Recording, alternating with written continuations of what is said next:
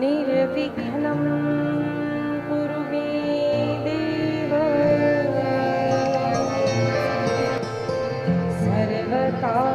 सर्वकार्येषु सर्वदा।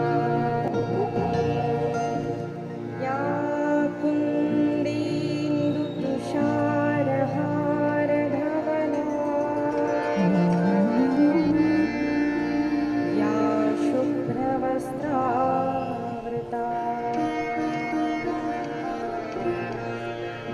या वीणावरदण्डमण्डितकरा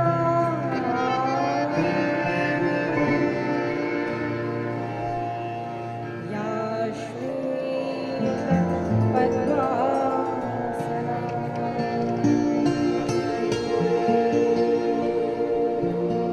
या ब्रह्माच्युत शङ्करप्रभृतिभिः देवैः सदा वन्दिता सा मां पातु सरस्वती भगवती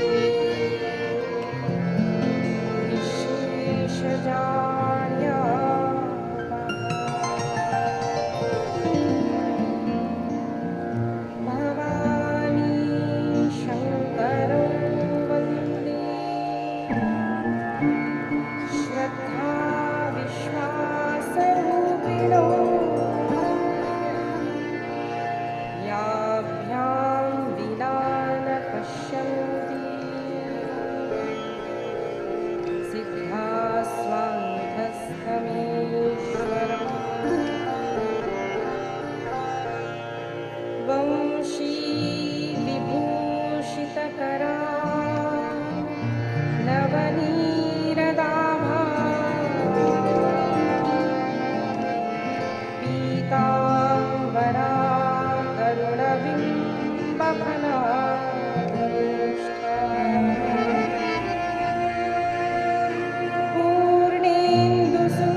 पूर्णेन्दुसुन्दरमुखा अरविन्दनेत्रा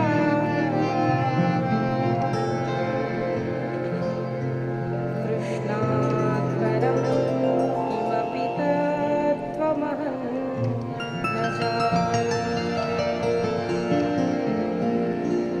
नमोऽस्तु ते व्यासविशालबुद्धे फुल्लारविन्दायतपत्रनेत्र येन त्वया भारततैलपूर्णः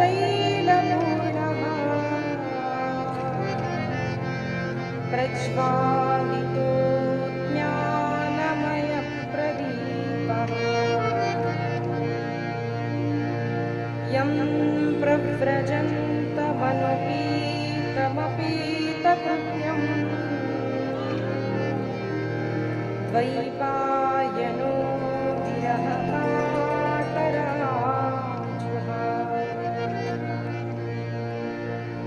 पुत्रेति तन्मयतया तरवोऽभिनेदुः तं सर्वभूतहृदयं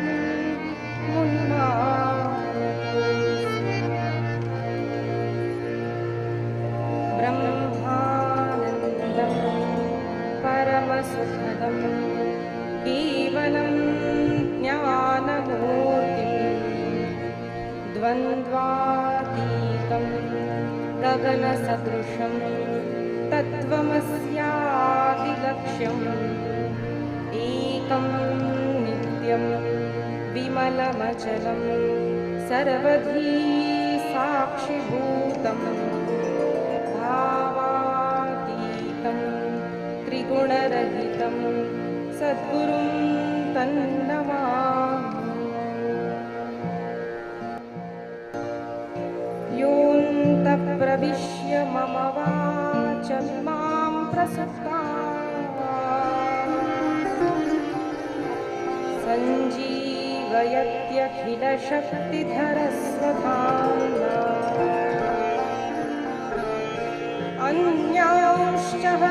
चरण श्रवणत्वगादि प्राणान् नमो भगवते पुरुषाय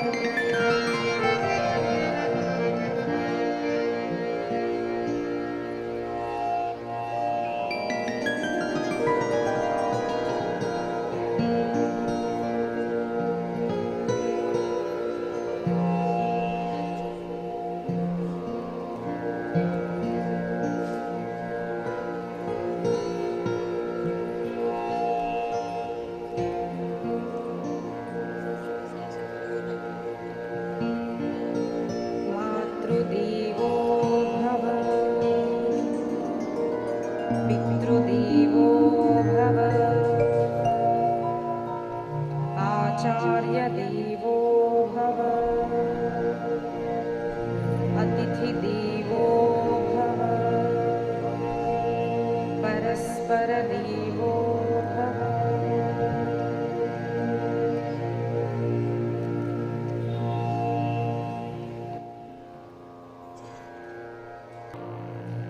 सकलभुवनमध्ये निर्धनास्तेऽपि धन्या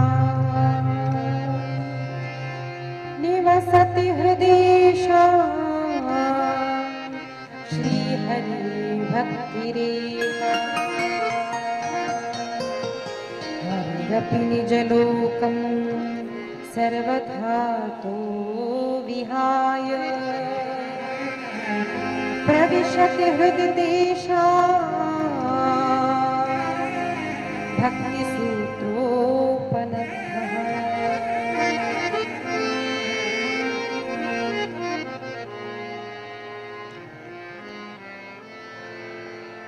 अनेक साधु संत सभी बैठे हैं, कोई पहचान नहीं पाया, लेकिन नारद जी ने पहचान लिया कि साक्षात भक्ति महारानी ज्ञान वैराग्य को लेकर के तरुण अवस्था में यहाँ पर प्रकट हुई है। अत्यंत आनंद उल्लास में कृष्ण कन्हैया लाल की जय, कृष्ण कन्हैया लाल की जय जय घोष करती हुई, गाती हुई, नृत्य करती हुई आई है।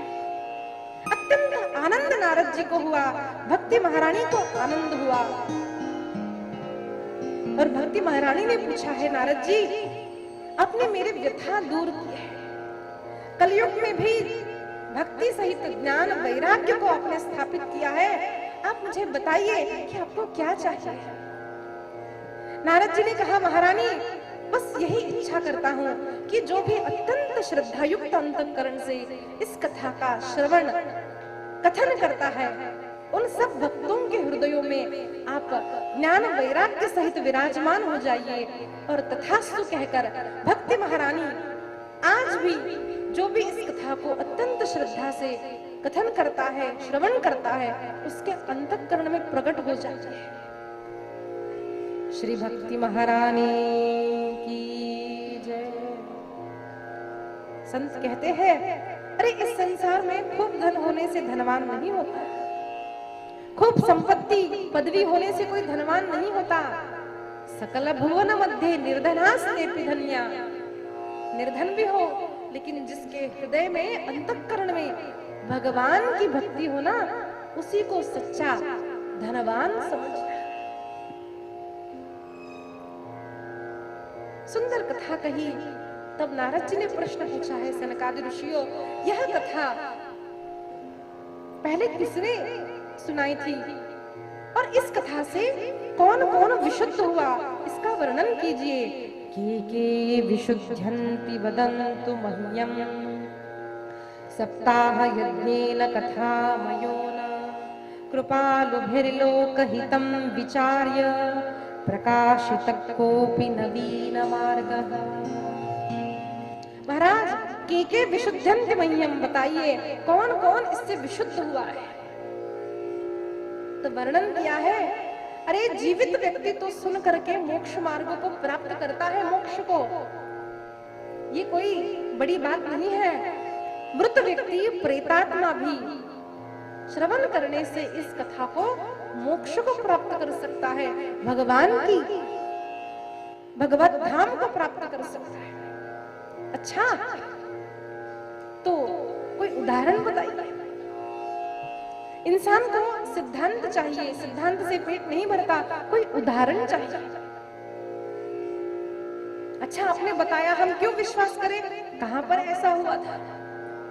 वैसे नारद जी ने ये नहीं पूछा, लेकिन हम जैसे लोगों की बुद्धि में ये बात आ सकती है, इसीलिए यहाँ पर एक सुंदर कथा का वर्णन किया है।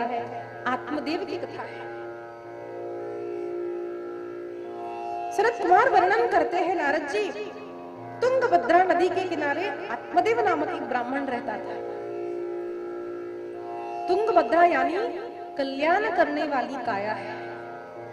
उस नदी के तट पर, उस काया के तट पर जीवात्मा रहता है। जीवात्मा आत्मा देव होना चाहता है, पवित्र होना चाहता है, शुद्ध होना चाहता है, आनंदी होना चाहता है। तुंगभद्रा नदी के किनारे आत्मदेव नामक ब्राह्मण रहता था, लेकिन उसे आत्मस्वरूप का विस्मरण हो गया। भले ही पंडित था, ज्ञानी था, खूब संपत्ति थी, विवाह हुआ था, लेकिन दुखी था। क्यों मैं रुकी? क्योंकि हमारा जीवन भी वैसा ही है। सब कुछ है, लेकिन I have this, I have that, I have this, I have that, but ये बट है ना हमारे जीवन में रहता है। एक बार ऐसा हुआ, भगवत गीता का सिद्धांत एक महाराज जी सुना रहे थे। एक तरुण व्यक्ति आकर बैठ गया, तो उसने सुना भगवत गीता कहती है कि ये संसार तो दुखालय है और अशाश्वत है। अब वो तो तरुण था, खूब मस्ती करता, अच्छे अच्छे वस्त्र पहनता, बाहर जाता, खूब मजा करता।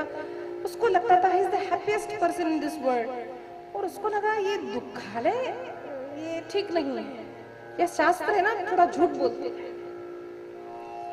तो जिज्ञासु होता है ना, तरुण जो होता है वो जिज्ञासु होते, पूछा उसने, महाराज जी आपने ऐसे कैसे कह दिया? तो उसने कहा तुम एक्सपेरिमेंट कर लो। हम कुछ भी सुनते हैं, उसके बाद हम एक्सपेरिमेंट करना चाहते हैं, हम ऑब्जर्व करना चाहते हैं कि क्या ये सत्य बात? तो महाराज जी ने कहा तुम खुद एक्सपेरिमेंट कर। देखिए ये फ्रीडम है ना, हमको केवल सनातन धर्म में मिली है। सनातन धर्म कभी ऐसा नहीं कहता कि ऐसा ऐसा करते थे हमारे पूर्वज और आपको ऐसा ही करना पड़ेगा, ऐसा नहीं है। There is freedom to ask questions, there is freedom to experiment. क्यों ऐसा करना चाहिए, क्यों ऐसा करना चाहिए? भगवान कृष्ण ने ये ऐसे क्यों कहा है, भागवत में ऐसे क्यों कहा है? हमारे यहाँ पर प्रश्न पूछने की फ्रीडम है, अन्य धर्म में नहीं है, अन्य पंथों में नहीं है। सनातन धर्म जैसा विशाल और कृपालु धर्म दूसरा नहीं है। और आप जरा भगवत गीता पढ़िए, भागवत पढ़िए, यहाँ कहीं पर भी आपको लिखा हुआ नहीं मिलेगा कि देखो ये जो ग्रंथ है ना केवल हिंदुओं के लिए है, ऐसा नहीं है। ये मानव मात्र के उद्धार के लिए कहा हुआ है, इसीलिए हिंदू शब्द हमारे शास्त्रों में नहीं आया। हम सनातनी है। सनातन यानी क्या? बहुत पुराना लेकिन नित नया है। आज भी कितना पुराना है यह धर्म कोई नहीं बता सकता, कोई भी नहीं बता सकता। इतना पुराना होने पर भी आज भी वही भगवत गीता, वही वेद, वही भागवत, वही रामायण आज भी हम लोगों के जीवन में खुशहाली दे सकते हैं। हमारे जीवन को वह सूत्र आज भी आनंदमय बना सकते हैं। आज भी वही महाभारत के सूत्र हमको सक्सेस के उत्तम मंत्र दे सकते हैं। ऐसा मत समझना कि हमको कुछ अलग मैनेजमेंट सीखने की आवश्यकता है। करते हैं ना आजकल बच्चे MBA, MCA, मैनेजमेंट। जरा महाभारत को ठीक से पढ़िए, संपूर्ण मैनेजमेंट स्किल्स हमको महाभारत में मिल जाएगी। मीटिंग कैसे अटेंड की जाए, मीटिंग में किस तरह से प्रिपेयर होकर के जाना चाहिए, अपने जीवन को कैसे चलाए, व्यक्तिगत जीवन को, अपने पारिवारिक जीवन को कैसे चलाए, अपने गृहस्थ जीवन को कैसे चलाए, एक राज्य को कैसे चलाए, सब कुछ महाभारत में मिलता है। तो हमारे जो शास्त्र है हमको फ्रीडम देते हैं, एक्सपेरिमेंट पढ़ो, जानो, समझो, उसको प्रश्न पूछो, सोचो। ऐसा नहीं है कि हम हमारे पूर्वज करते थे इसीलिए हमको करना है, ऐसा नहीं है। समझना चाहिए, पूछना चाहिए। इसीलिए मैं तो बार बार कहती हूँ कि कथा में अपने युवा बच्चों को लाए, छोटे छोटे बच्चों को भी लाए। लेकिन क्या होता है कथा में ना, ज्यादा सफेद बाल बाल ही नजर आते हैं। ऐसे कलर करने पर भी समझ में आता है ना, बूढ़े लोग हैं। हम तो कथा में तरुण लोगों को देखना चाहते हैं, बच्चों को देखना चाहते हैं। And I want them to ask questions कि दीदी ऐसा क्यों है। नहीं तो कोई आएगा और कहेगा कि देखो ये प्रश्न का उत्तर दो, और ये भी कभी भगवत गीता नहीं पढ़ता, कभी भागवत नहीं पढ़ता, प्रश्न पूछता है। पहले पढ़ाई करो, पूछो क्वेश्चंस, एक्सप्लोर करो। कभी नहीं पढ़ेगा और वहां पे कहता हाँ मैंने मान लिया आपका धर्म। मैं ऐसे लोगों को खुलेआम चैलेंज करती हूँ, जरा मेरे सामने आके प्रश्न पूछो तो सही। कभी भगवत गीता पढ़ते नहीं, कभी महाभारत पढ़ते नहीं, कभी भागवत को जाना नहीं, कभी भगवान के तत्व को जाना नहीं।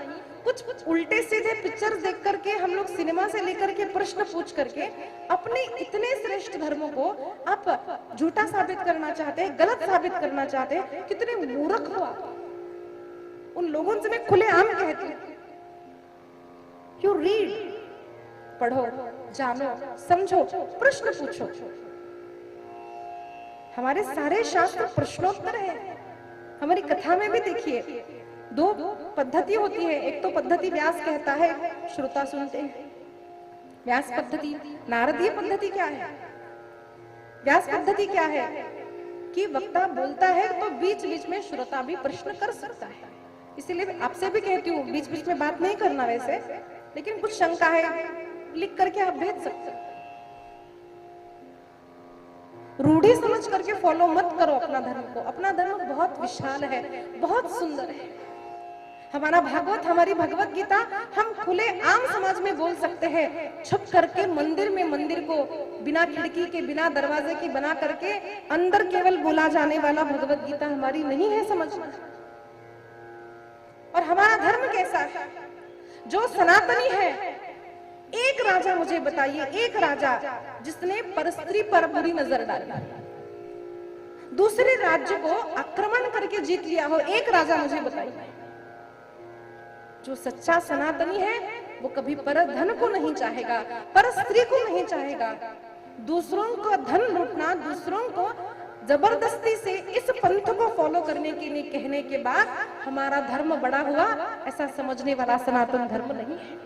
समझो अपने धर्म की विशालता को, प्रश्न पूछो, पढ़ो। इसीलिए मैं कहती हूँ कथा आयोजन करो, सुनो। सुनो क्यों? It's not because I want something, मुझे कुछ चाहिए भाई, कुछ पैसा मिलेगा मेरी कथा करो, नहीं है। मैं वो जिज्ञासा रखती हूँ, मैं वो धैर्य रखती हूँ कि तरुण बच्चों के प्रश्नों को उत्तर दूं। स्कूल में अपने बच्चों को एकत्रित कीजिए, अपने तरुण पीढ़ी को एकत्रित कीजिए, बुलाइए, मैं आऊंगी, मैं बोलूंगी। धन नहीं मांगते, कुछ नहीं मांगूंगी।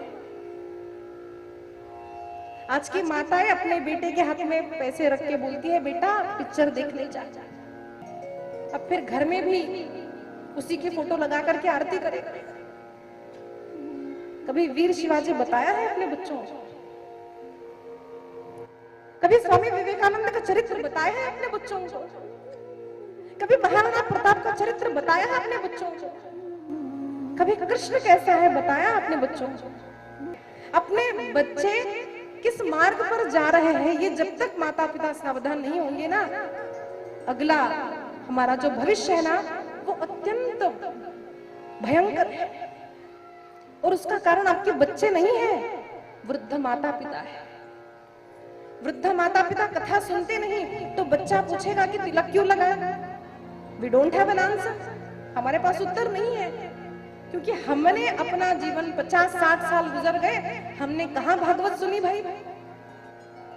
कब हमने थोड़ा समय निकाला है महाभारत को जानने के लिए? कब हमने थोड़ा समय निकाला है अपनी भगवत गीता को जानने के लिए? हमारी बेटी है ना, यूएस रिटर्न है, हमारा बेटा है ना वहां पे, भले ही वहां पे संडास धोता, अमेरिका गया। मुझे बताइए, हम गर्व से कह सकते हैं कि मेरा बेटा भारतीय है? We are not proud about our shastras and our dharma. Why? Because we have not given time. हम इतनी मूल्यवान चीजों के लिए समय देते नहीं है। इसलिए श्रील प्रभुपाद जी ने कहा है, प्रवचन है ना कभी फ्री मत करना। ये फ्री करते हैं ना हम लोग, तो लोगों को लगता है बस ये तो बाबा जी है। चार्ज स्कूल में इतने पैसे भरते हो, कथा में यहाँ पे आपको पैसे देने पड़े। कितने लोगों के बच्चे आए मुझे बताइए यहाँ पे? क्योंकि हमारे बच्चे ये सोचते हैं कथा कीर्तन सुनना तो बूढ़ों का काम है, रिटायरमेंट होने के बाद सुनेंगे, है ना? तो सावधान हो जाइए। आज प्रथम दिन है, इसलिए मैं जरा कान पकड़ के बोल रही हूँ। अपने बच्चों को लेके आइए, अपने गली में भी कोई बच्चे होना लेके आइए, कोई टिकट नहीं लगेगा आपको यहाँ। आपके बच्चे अच्छे मार्ग पर जाएंगे, अपना परिवार सुखी होगा। आप याद रखिए, जो भी महाभारत सुनेगा, जो भी भागवत सुनेगा, रामायण पढ़ेगा ना, उसका बेटा राम जैसा ही होगा, उसकी बहू सीता जैसी ही होगी।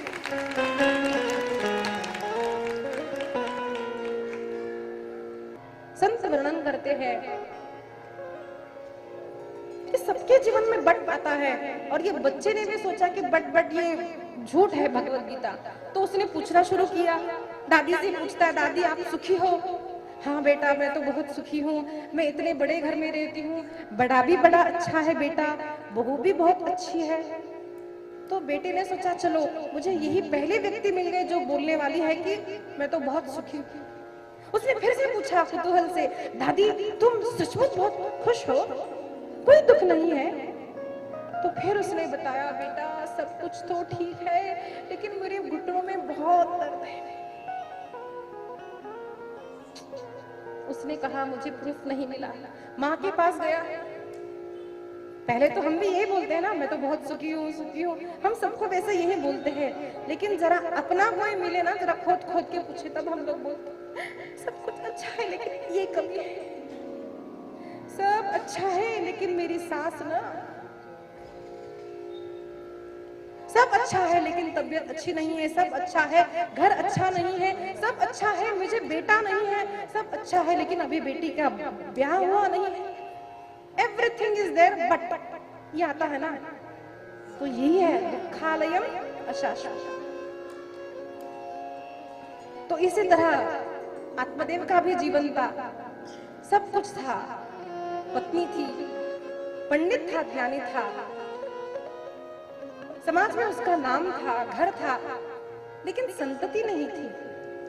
अत्यंत दुखी था, कई सारे प्रयत्न कर लिए, लेकिन सोचने लगा अरे मैं बीजारोपण करता हूं तो वृक्ष भी नहीं लगता, ये कैसा मेरा भाग्य है।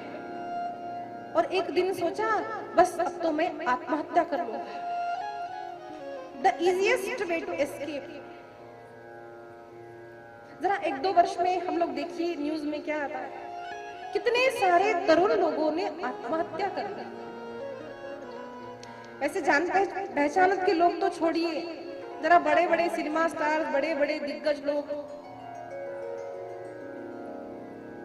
है ना, सुसाइड, आत्महत्या। आपको लगता है हम आत्महत्या करेंगे तो बस हम लोग छूट जाएंगे, कम मार्क मिले और आत्महत्या कर ली।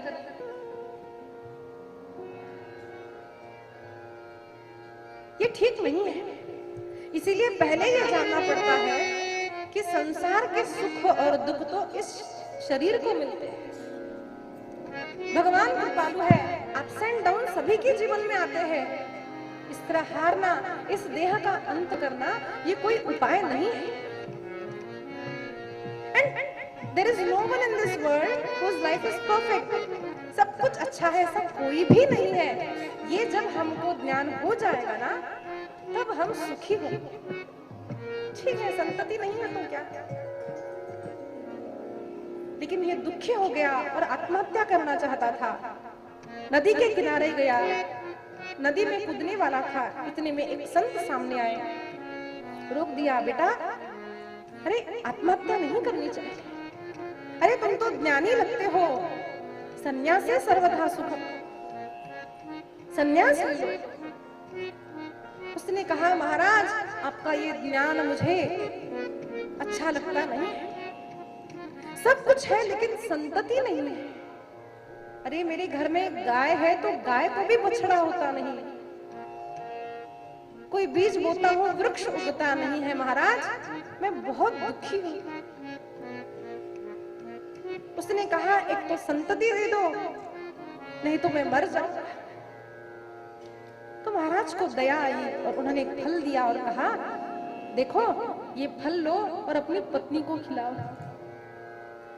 और कुछ नियम बताए, सत्य का आचरण करो, धर्म का पालन करो, नियमबद्ध रहोगे ना तो अच्छी संतति होगी, तुम्हें अच्छी संतति होगी। उसने केवल संतति होगी ये सुना और अत्यंत हर्षोल्लास के साथ घर पर आया, अपनी पत्नी धुंधुली को ये फल दिया और कहा अरे अरे अब तो हमको है ना एक अच्छा पुत्र होगा, अब तो हमको पुत्र होगा। पत्नी को दिया, पत्नी वैसे तो बहुत बड़ी अच्छी थी। भागवत कहती है कैसी थी, लोकवार्तारता क्रूरा प्रायशो बहुजल्पिका शूरा च गृहकृत्येषु कृपणा कलहप्रिया।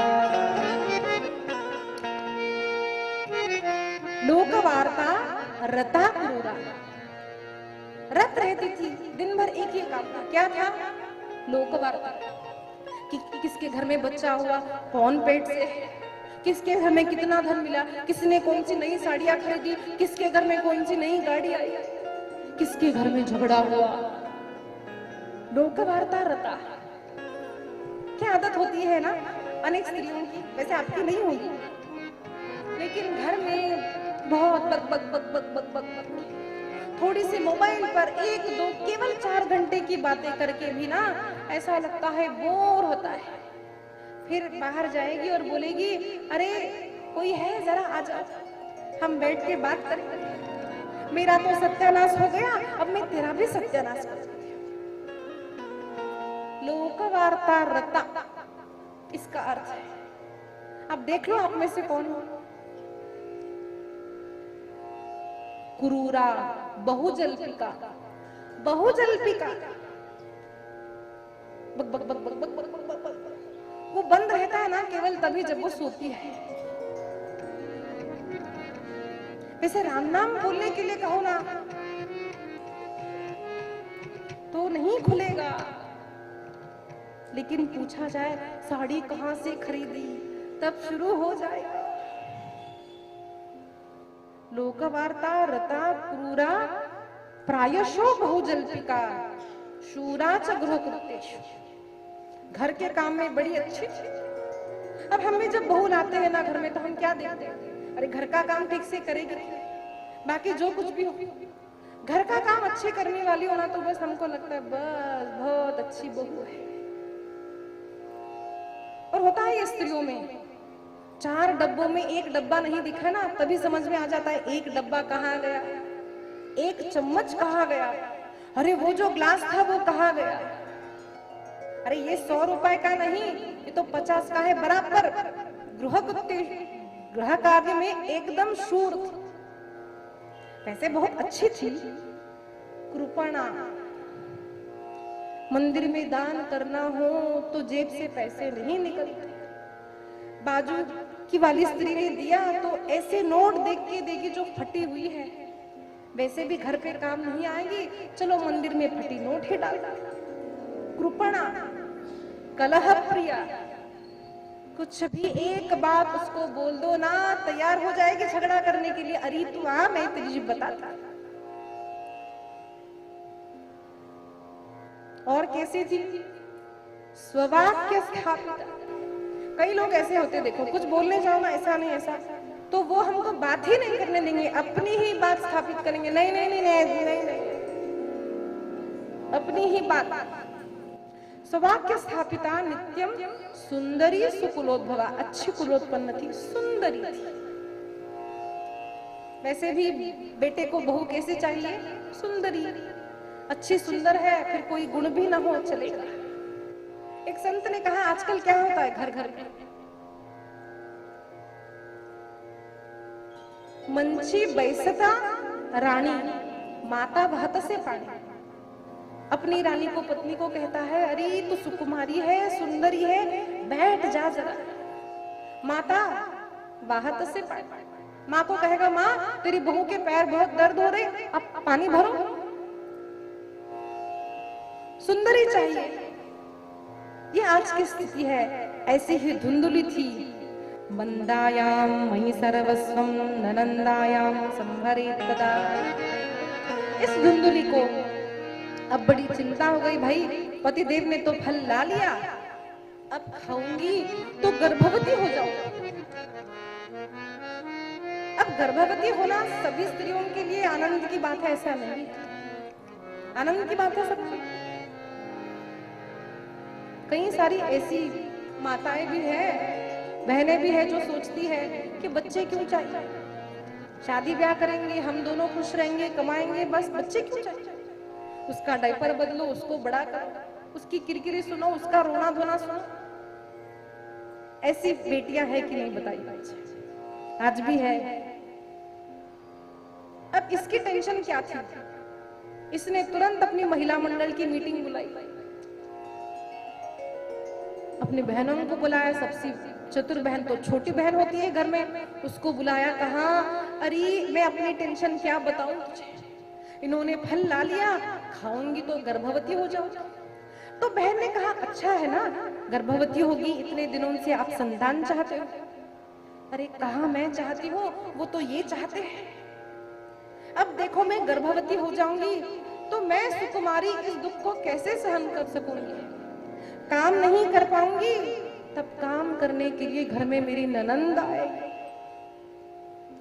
और कैसा होता है ना, विवाह से पहले ही लड़कियों में बुद्धि होती है, ननंद जो होती है ना वो बहुत बुरी होती है। अब हर भाभी की ननंद बुरी, अगर वो लड़की भाभी हो, बहू हो तो उसकी सास बुरी, अगर वही औरत सास हो तो बहू बुरी, अगर वो पत्नी हो तो कहती है, अरे मेरे जैसा पति ना किसी को न मिले, वो तो मैं हूं इसलिए इसके साथ रहती। होता है कि नहीं? भाभी बुरी, ननंद बुरी, सास बुरी, बहू बुरी, सब बुरे बुरे बुरे, केवल मैं ही अच्छी। अब इसने कहा, मैं गर्भवती हो जाऊंगी, ननंद आ जाएगी, मैं सुकुमारी काम नहीं कर पाऊंगी। और हम देखते हैं गर्भवती होने पर आजकल की बच्चियां, यहाँ पकड़ेगी, यहाँ दर्द है, वहां दर्द है, मैं कैसे काम करूं। हमारे नानी दादियों को देखिए, 10-10, 12 बच्चे होकर के भी एकदम हट्टी कट्टी। मेरी नानी को ना मेरी माँ बुलाती थी, समझो मुझे बुलाया तो शिल्पा ये लेके आओ, तो मुझसे पहले मेरी नानी उठती थी, 60-70 साल की, इतनी एक्टिव। और हम यहाँ दुखता है, वहां दुखता है, यहाँ दुखता है, वहां दुखता है। ये धुंधुले के वाक्य है, लालने पालने दुखम प्रसूतायाश्च वर्तते, बंध्या वा विधवा नारी सुखिनी चेत में। अरे मुझे तो लगता है इससे विधवा होना अच्छा अथवा बंध्या होना अच्छा है। कोई आश्चर्य मत कीजिए, ऐसी लड़कियों को देखा है हमने। ऐसा सोच करके वो समझ नहीं पा रही थी, खाऊं या न खाऊं, खाऊं तो क्या करूं, न खाऊं तो क्या करूं। तो छोटी बहन बड़ी होशियार थी। बहन ने कहा, अरे देख, तेरे पास तो धन है लेकिन संतति नहीं है, मेरे पास तो बच्चों की लाइन लगी है, जनवरी, फरवरी, मार्च, अप्रैल, मई, जून, लेकिन धन नहीं है। एक काम कर, अब मैं गर्भवती हूँ, अब होने वाला बच्चा मैं तुझे दे दूंगी, तो इतना इतना धन मेरे पति को दे दे। तो उसने कहा, ये फल का क्या करूं। अब उसने युक्ति लड़ाई, उसने कहा, अरे ये फल गैया मैया को डाल दे और एक्सपेरिमेंट में हो जाएगा कि बाबा जी महाराज के फल में शक्ति है भी या। देखो कितनी चतुर होती है छोटी बहन। अब दोनों में तय हो गई बात और वो फल गैया मैया को डाल दिया और झूठा ही बोल दिया अपने पति को कि अब मैं गर्भिणी हूं। अब एक लेडीज की ना स्पेशलिटी होती है महिलाओं की, पुरुष कुछ भी छुपाए ना तो स्त्रियों को पता चल जाता है। चलता है कि नहीं? कुछ भी छुपा लो, कुछ भी करो, पता चलता। स्त्रियां कुछ भी छुपाए तो पता चलता है। अभी अभी तो 8 नवंबर हुआ, कुछ साल पहले क्या हुआ था? नोट बंद। उससे पहले पतिदेव ने पूछा पत्नी से, अरे कुछ 5000 रुपए की आवश्यकता है तेरे पास? अजी मेरे पास कहाँ, अजी मेरे पास कहाँ, अजी मेरे पास कहाँ, मेरे पास तो कुछ भी नहीं है। और जैसे ही नोट बंद हुए, साड़ी के नीचे, साड़ी के अंदर, डब्बे के अंदर, डब्बे के नीचे, जहां कहीं छुपे थे सारे नोट बाहर निकले, छोटे बड़े सारे मच्छर बाहर निकले। ऐसा प्रधानमंत्री आया है ना? तो ऐसी ही धुंधुली ने कहा मैं गर्भवती हूं, लेकिन पतिदेव को पता नहीं चला। 6 मास परिपूर्ण हुए और उसने कहा पहले ही प्रसूति हो गई और पुत्र हुआ है। तो आत्मदेव ने खूब आनंद लुटाया, खूब धन दिया। उसको आनंद इस बात का भी था कि गैया मैया को भी एक सुंदर पुत्र हुआ है, काम उसके गौ माता जैसे है। उस छोटे से बालक का नाम उन्होंने गोकर्ण रखा और अपने पुत्र का नाम क्या रखे, ऐसा सोच में पड़ गया। तो पत्नी ने कहा स्ववाक्य स्थापिता, मेरा ही सत्य होना चाहिए। उसने कहा देखो जी, मैं तो नाम मैं रखूंगी अपने बच्चे का, मैं धुंधुली, और मुझसे मैचिंग नाम होना चाहिए धुंधुकारी। तो उन्होंने कहा ये धुंधुकारी का अर्थ क्या होता है? तो उन्होंने कहा अर्थ की क्या आवश्यकता है, धुंधुली, धुंधु धुंधु मैच तो होता है ना, बस अच्छा है। अब बच्चों के नाम भी कैसे होते हैं, कैसे होते बच्चों के नाम? एक आदमी की कुछ लड़कियां थी, एक बच्चा था, पूछा नाम क्या है, तो उसने कहा साइली, वैशाली, रूपाली, और बेटे का नाम मवाली। ये मवाली क्यों रखा? अरे दीदी मैच होता है ना, ऐसे नाम हो गए हैं। वैसे ही धुंधुकारी रख दिया उसका नाम। अब दोनों पुत्र धीरे धीरे बड़े होने लगे और धुंधुकारी अतिशय दुष्ट हुआ, लोगों को त्रास देता, और गोकर्ण महापंडित हुए। दोनों ही युवावस्था को प्राप्त हुए और गोकर्ण अखंड वेद वेदांत का अभ्यास करने में रत रहने लगे, तीर्थ यात्रा करने लगे। और ये धुंधुकारी वेश्यागमन करने लगा, चोरी करने लगा, लोगों को रुलाता था। रावण का अर्थ क्या होता है? रावयति द्रावयति रावण, दूसरों को रुलाने वाला है ना, वही रावण है। ये सबको रुलाता है। थोड़े लोग ऐसे होते सैडिस्ट कि कोई रोए ना तो उनको अच्छा लगता है। ये भी ऐसा ही था, गांव के सब लोगों को रुलाता, वेश्यागमन करता, मद्यपान करता, पिताजी को मारता। पिताजी बड़े त्रस्त हो गए, आज फिर दुखी हुए, और आज उनको संत के वाक्य याद आए कि संत ने कहा था केवल पुत्र होने से सुख नहीं मिलता आत्मदेव, अच्छा पुत्र होना तभी जीवन में सुख मिलता है। आज उनको लगा वंध्यत्वं तो समीचीनम कुपुत्रो दुखदायक, अरे इससे अच्छा तो यही था कि मैं वंध्या रह जाता, निपुत्रक रह जाता, यही अच्छा था। मुझे बताइए कितने लोगों का प्रयास होता है पुत्र हो, पुत्र हो, पुत्र हो। लड़की हो इसके लिए कोई अनुष्ठान करते ये मैंने नहीं देखा, पुत्र के लिए जरूर करते। 2 दिन पहले मुझे एक माताजी मिली, उन्होंने कहा दीदी क्या बताएं, मेरा लड़का है ना एक ही है, लेकिन वो राक्षस है। कितने लोगों की संतति है, लेकिन संतति के कारण वो माता पिता दुखी है कि नहीं बताइए? इसलिए संतति होने से हम सुखी नहीं होते। विवाह करने से सुख मिलता है या विवाह न करने से सुख मिलता है? संतति होने से सुख मिलता है या संतति न होने से सुख मिलता है? ऐसा कुछ नहीं है। जब तक जीवन में सत्संग नहीं है तब तक मनुष्य को सच्ची शांति नहीं प्राप्त होती। आज आत्मदेव अत्यंत दुखी हुए और पुत्र ने आज पिता को ज्ञान कराया। बाबा ये सब मैंने आपसे ही सीखा है, स्मारयेन तु शिक्षयेन, पिता से ही सीखा हुआ ज्ञान आज पुत्र पिता को याद दिला रहा है। बाबा बहुत गई थोड़ी रही। बाबा अब तो 60 वर्ष के हो चुके, किसके जीवन में दुख नहीं है? असारक खलु संसारो। गोकर्ण महाराज कहते हैं बाबा ये संसार असार है, सुतम कस्य धनम कस्य। बाबा, संतति होने से, धन होने से सुख नहीं मिलता। स्नेहवान जलते निशा। दिया में बाती हो, वो कब तक जलेगी? जब तक उसमें तेल है। उसी प्रकार मनुष्य कब तक जलता रहेगा? जब तक मैं, मेरा, मेरे बच्चे, मेरा, मेरा, मेरा जब तक रहेगा ना, तभी तक इंसान को दुख होता है। एक बार ऐसा हुआ, वृंदावन की सच्ची घटना है, मुलुक पीठाधीश्वर जी की मुख से सुना था मैंने। एक बार ऐसा हुआ कि एक वृद्ध आदमी को उसके बहू और बेटा खूब मार रहे थे। तो महाराज जी को दया आई। उन्होंने कहा, अरे इतने वृद्ध हो, छोड़ दो परिवार को, आओ हमारे साथ संन्यास ग्रहण करो, राम राम करो, आश्रम में धन मिलेगा, वस्त्र मिलेंगे। तो वृद्ध आदमी बोला, महाराज आप अपने मार्ग से चले जाओ, हम नहीं अपने घर को छोड़ेंगे। इतने मार खाकर भी तो फिर क्यों बार बार आश्रम में आकर के बोलते हो कि बेटा ऐसा है, बहू ने मारा, बेटा ने मारा, क्यों बोलते हो? संत को बड़ा विचित्र लगा कि खाना मिल रहा है, भोजन मिलता है, राम राम करना है और ये नहीं आता। तो उस व्यक्ति ने कहा, महाराज अब तो ब्रह्मचर्य के बाद नैष्ठिक ब्रह्मचारी हो, बाद में संन्यास ले लिया, न पत्नी है न पुत्र है, आपको पुत्र के सुख का कोई भास भी नहीं है।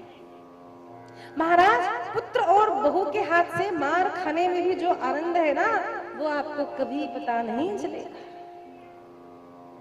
भले घर के लोग मारे, लेकिन घर अच्छा लगता है। क्यों? मेरा घर, मेरी पत्नी, मेरे बच्चे, मेरा मेरा मेरा। और ऐसे ही स्नेहवान जलते। बाबा, नचेन्द्रस्य सुखम कश्चिन। बाबा, इंद्र सुखी नहीं है। कौन सुखी है? मुनेर एकांत जीवनः। जो मुनि यानी कौन है? जो शास्त्रों का चिंतन करता है, उस जीवात्मा को मुनि कहा जाता है। ऐसा नहीं कि दाढ़ी बढ़ाई, काषाय वस्त्र पहने तो वो मुनि हो गया, ऐसा नहीं है। जो शास्त्रों का मनन करता है, चिंतन करता है, उसको मुनि कहा गया।